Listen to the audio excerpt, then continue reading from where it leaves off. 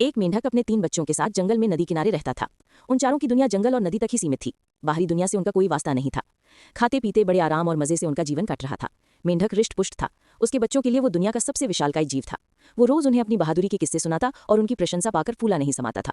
एक दिन मेंढक के तीनों बच्चे घूमते घूमते जंगल के पास स्थित एक गांव में पहुंच गए। वहां उनकी दृष्टि एक खेत में चरते हुए बैल पर पड़ी। इतना विशालकाय जीव उन्होंने पहले कभी नहीं देखा था। वो कुछ डरे, किंतु उसकी विशाल काया को देखते रहे। तभी बैल ने हुंकार भरी और मेंढक के तीनों बच्चे डर के मारे उल्टे पांव भागते हुए अपने घर आ गए। बच्चों को डरा हुआ देखकर जब मेंढक ने कारण पूछा तो उन्होंने विस्तार पूर्वक बैल के बारे में बता दिया। इतना बड़ा जीव हमने आज से पहले कभी नहीं देखा। हमें लगता है दुनिया का सबसे विशालकाय जीव आप नहीं, वो है। अपने बच्चों की बात सुनकर मेंढक को बुरा लगा। उसने पूछा, वो जीव दिखने में कैसा था? उसके 4 बड़े-बड़े पैर थे, एक लंबी सी पूंछ थी, 2 नुकीले सींग थे। शरीर तो इतना बड़ा कि आपका शरीर उसके सामने कुछ भी नहीं, बच्ची बोले। ये सुनकर मेंढक के अहंकार को जबरदस्त ठेस पहुंची। उसने जोर के सांस खींची और हवा भरकर अपना शरीर फुला लिया। फिर बच्चों से पूछा, क्या वो इतना बड़ा था?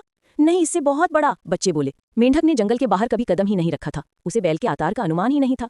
किंतु उसने मानो जिद पकड़ ली थी कि अपने बच्चों के सामने स्वयं को नीचा नहीं दिखाना है। वो जोर से सांस खींचकर ढेर सारी हवा अपने शरीर में भरने लगा।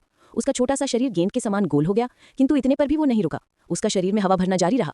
उसने इतनी सारी हवा अपने शरीर में भर ली कि उसका शरीर वो संभाल नहीं पाया और फट गया। अपने अहंकार में मेंढक के प्राण पखेरु उड़ गए। सीख,